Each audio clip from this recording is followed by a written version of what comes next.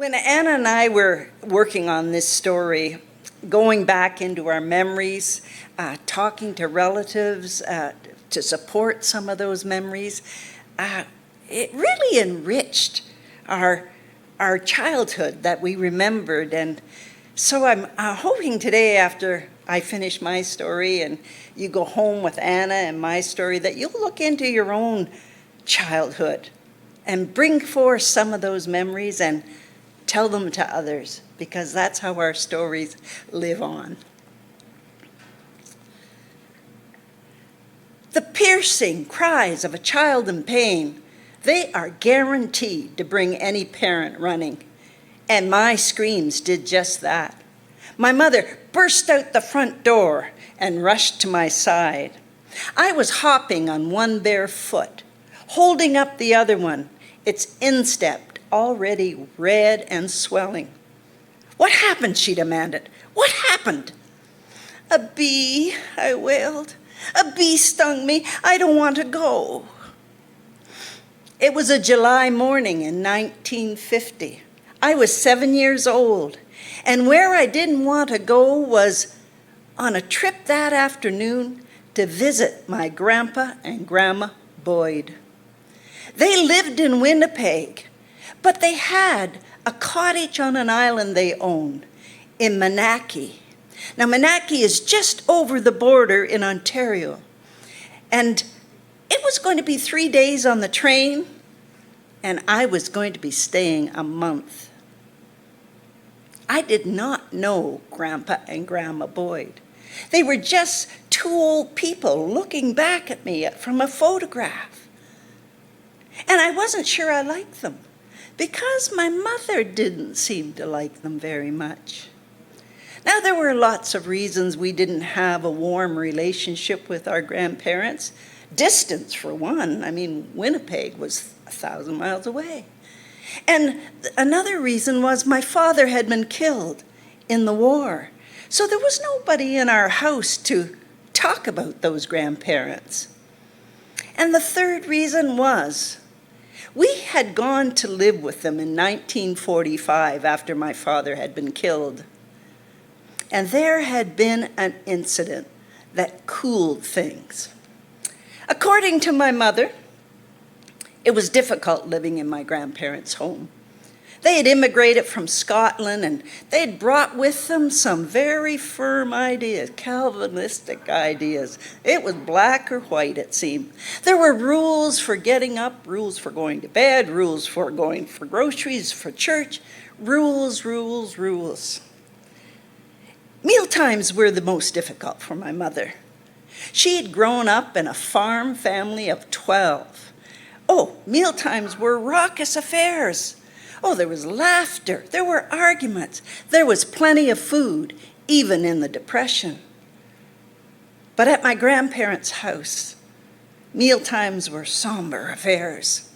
And sometimes my grandmother served portions so small that my mother left the table hungry. And there was no going back into the kitchen for snacks. Oh no, that was my grandmother's sole domain. At each meal, my grandfather would come and take his place at the head of the table. And when he had everyone's attention, he'd begin grace. "For what we're about to receive, may the Lord make us truly thankful. Amen." Well, one day, as my grandfather started grace, I decided I would help him out. But at 2, I was not an early talker. And all that came out that anybody could even recognize was amen, amen, amen. My grandfather stopped. Shh, shh. And then began again. And I began again. Amen, amen. This time he told my mother to get me in hand. And she did try her best, but I was undeterred. And when my grandfather started for the 3rd time, I joined in again. Well, this time, he was so frustrated. He was a man that believed children should be seen and not heard, and he lifted his hand and he slapped me. Well, that was it for my mother. The straw that broke the camel's back, so they say. In a few short weeks, she had us packed up and moved back to Cornwall. Now, she wasn't against corporal punishment, no. But if anybody was going to hit her little girls, it was going to be her. And so the relationship was long distance. The only correspondence was between my grandmother and my mother. But letters can make a difference. And in early January 1950, 5 years later, my grandmother kicked off her campaign to have her family together again. She wrote, "Dear Jessie, it's bitterly cold in Winnipeg this winter, but we are keeping up our spirits, thinking of those warm days at the cottage at Manaki. Phyllis and Mary, because of the polio scare, are going to bring the children for the whole summer. And we were hoping you would come for a visit too. It's been so long since we've seen you.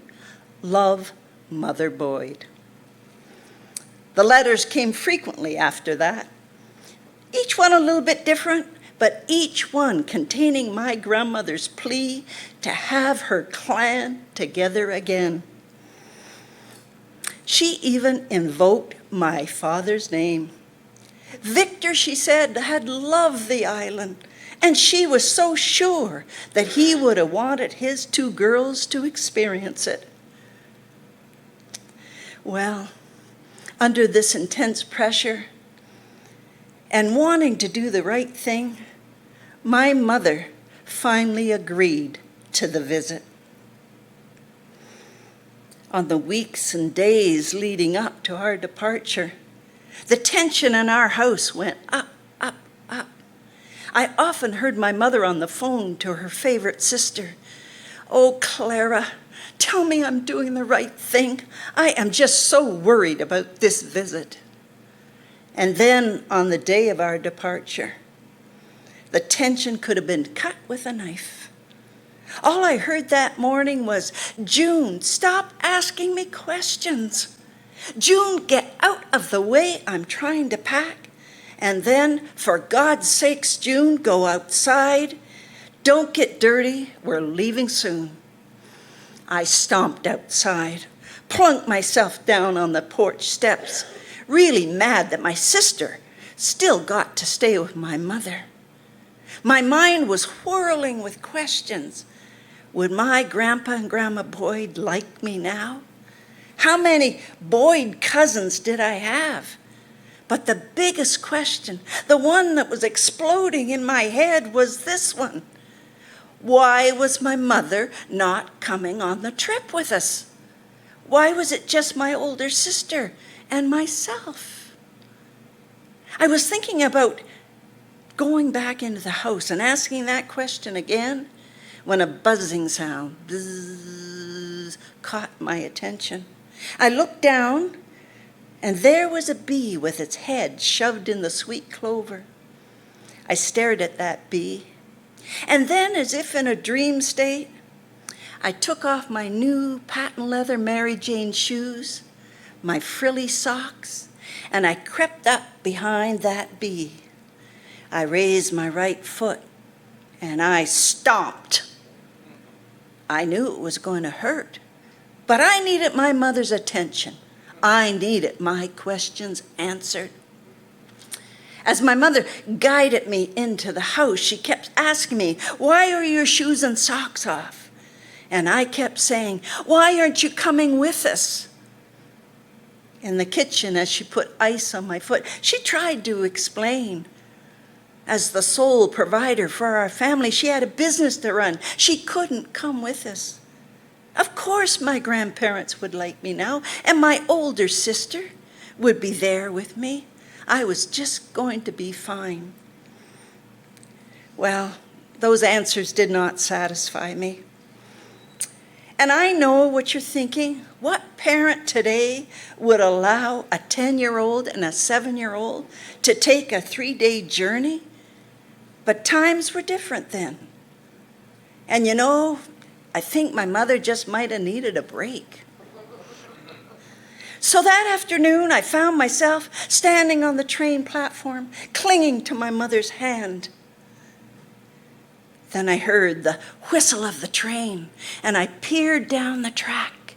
I could see that black engine coming towards us. It had smoke billowing from the top, and that light on the front of the engine, well, it looked like a one-eyed monster to me. The train pulled up right in front of us, steam hissing from underneath the carriage, the wheels towering above me, and a wave of terror hit me. I started pulling my mother towards the parking lot. "I won't go, I won't go." And then more demanding, "You can't make me." What my mother didn't know was that I was having a flashback, a post-traumatic stress flashback. Because just a few years before, 3 years before, when I was in kindergarten, a train just like this had almost killed my sister and I. Now, a lot of people my age will tell you, "Oh, we had a long way to go to school." Oh, yes, we did. But you know, my sister and I, well, we really did. We lived in what was called the wartime houses.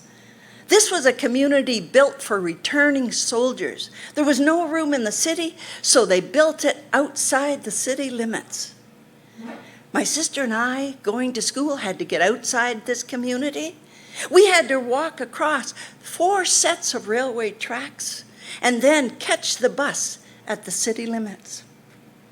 On many mornings as we approached those tracks, we would see the lights start to flash, the bells start to ring, and then we would watch the striped barrier come down and block our way.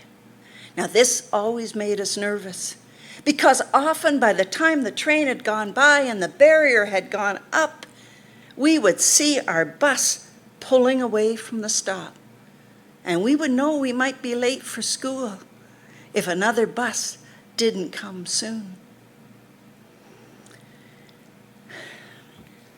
One day, just another train was blocking our way, and we were standing behind the barrier, and panic was rising up in us because we'd already been late twice that month.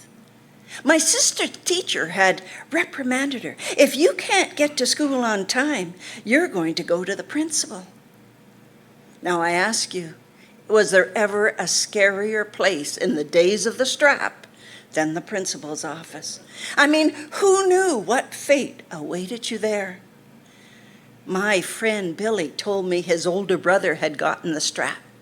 The principal kept it in a secret drawer in his desk. He made you hold out your hands and then, and he said it really, really hurt. By the time the red caboose whizzed by us, our panic was full blown, and my sister called, "June, run, run!" She ducked under the barrier, and I followed, and we surged across the tracks. We didn't hear the bells still ringing. We didn't hear the bystanders calling out to us. The only thing we heard was the thunderous roar as a second train went past us. It rooted us to the spot. And the wheels, those churning wheels, were so close that they sucked the little bunny slippers, my little pink slippers, into the vortex. And they took my sister's garden book of story and they shredded them like 1,000 pieces of confetti. Helping adult hands pulled us back to safety, but they couldn't keep us for long. As soon as that barrier went up, we ran for the bus. "All aboard!" The voice of the conductor brought me back to the present. My mother was shaking me by the shoulders. My sister was standing there wide-eyed. "Stop it, June," she said. "You're a big girl. Stop this. You are going on the train." And she took me over to where the conductor was waiting. Her voice softened at this point. She had tears in her own eyes, and she kissed my sister and hugged us, and she said she was going to miss us, but we were going to be fine. I followed my sister up the steps, still mumbling under my breath, "I don't want to go." At the door of the sleeping car, I met the first black man I'd ever seen in person. Oh, he was tall, and he wore a gray uniform, and I could see on his little brass buttons a beaver, and his boots were shiny, and his smile was so wide and warm that I had to smile back. "Good afternoon, young ladies," he said. "My name is George, and I'm going to be looking after you."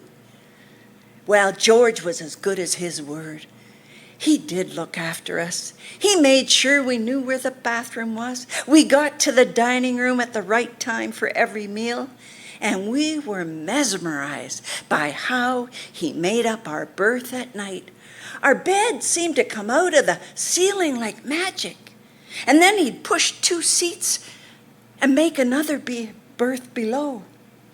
And when my sister and I climbed up that ladder, pulled those green privacy curtains, why, it felt like we were in our own little tree fort. I liked to look out and see the other people in their pajamas. My sister would pull me back and say, "Don't do that." But she'd take a look too. During the day, I found the time long. George would let me tag along to take some of the responsibility away from my sister, but a rambunctious 7-year-old who's bored easily can get in trouble, and I did get into trouble. On the second day, the train stopped at Sioux Lookout. This was a place where they took on supplies. Passengers were allowed to get out for about 45 minutes, stretch their legs, or go into the Hudson Bay store. We headed for the store, and my sister was fascinated with all the souvenirs that were there and the indigenous baskets and things. I was not so intrigued. She told me to stay close, and I might have for a while, I guess. But when the conductor's whistle blew and she looked around, well, I wasn't there. She went out on the platform and people were getting on board, but I wasn't there either. She made another trip around the store and then out on the platform again, and now almost everybody was on board. And so she assumed I was too, and she climbed aboard. But when she got to our sleeping car and my seat, I was nowhere to be found. She started calling out, "June, June." And my sister knew full well that I could be hiding under a seat, thinking this was just the best game ever. George came running. The search was on. The conductor alerted. But before the train could be stopped, they found me about 5 cars over. I was sitting under at a table, coloring in a book, under the watchful eye of another porter, who I thought was very funny because his name was George too. How many Georges could there be?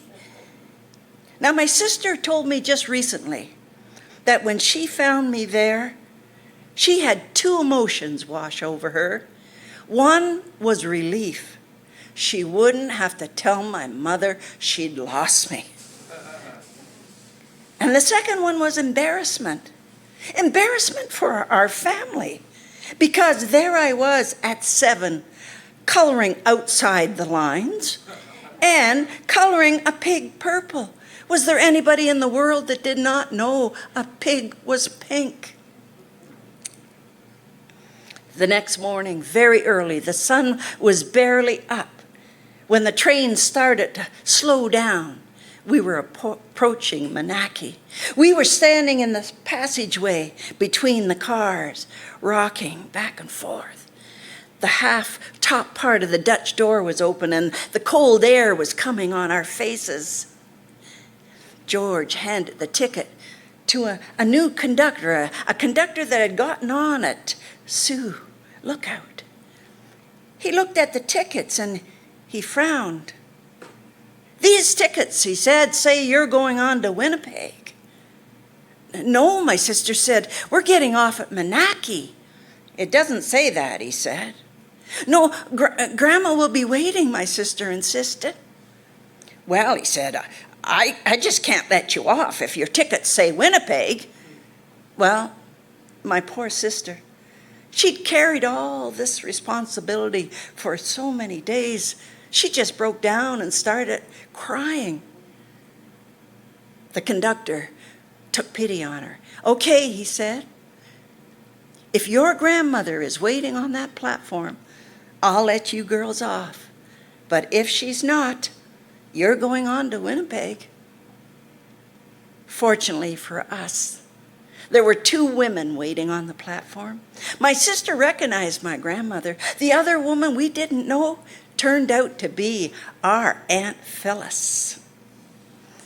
They got us off the train.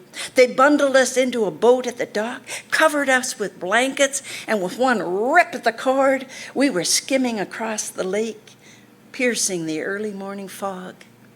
About a mile out from the train station, an island rose up at the water like a stone giant, and I could see at the top a cedar cabin, my home for the next 4 weeks. Did I have a good time? Well, not really. The same rules that were in the Winnipeg house 5 years before were at the cottage now. And within a few days, my grandparents had decided I was still that unruly kid, and they only had a few weeks to straighten me out. I remember one incident. It was a day we'd been looking forward to. Our aunts were taking us into Monaco for ice cream. At lunch, my grandmother served for dessert rice pudding. I stared at that rice pudding, a slimy white mess to me, and the raisins, they looked like bugs. I was sure they were bugs, and I would not touch it.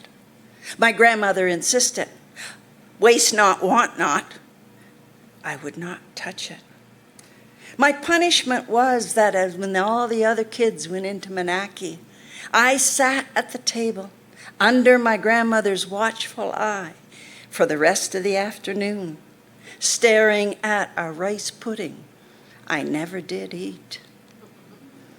My sister did better. She was the older granddaughter by quite a few years, different personality. But on the day we were to leave for home, both of us were happy about that. We just missed our mom and our own things.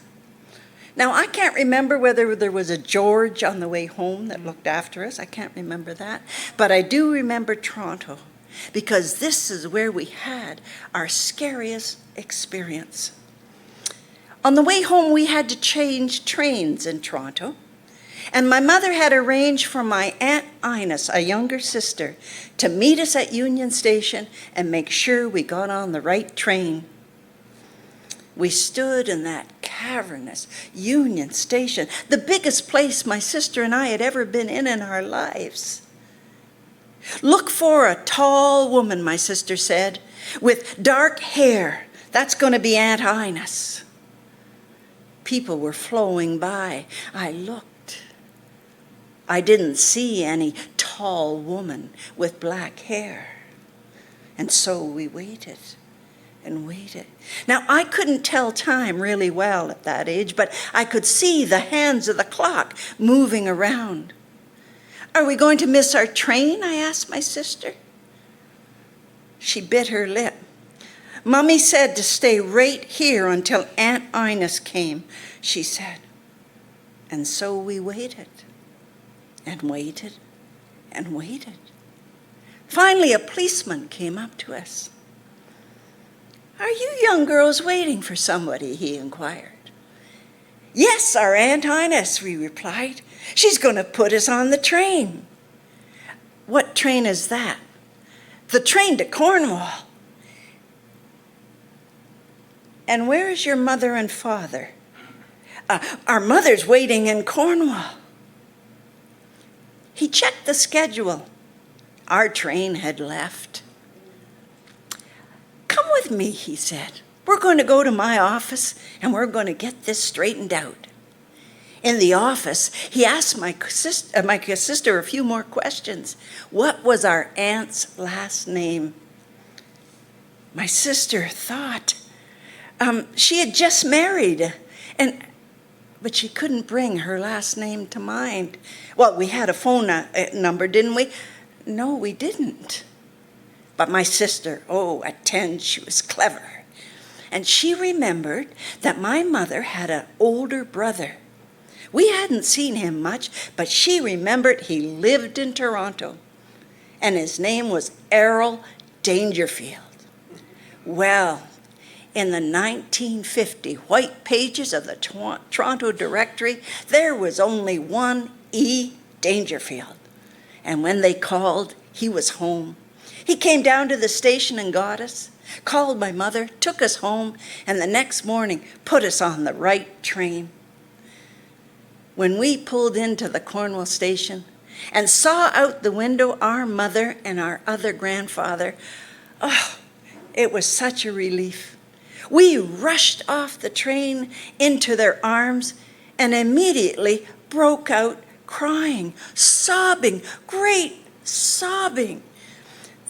In the car all the way home, we sobbed our hearts out. We couldn't even answer their questions. We were sobbing so hard. And when we pulled into the driveway, my grandfather turned to my mother and he said, "Jessie, don't you ever send those girls out west again." And to my mother's credit, she never did.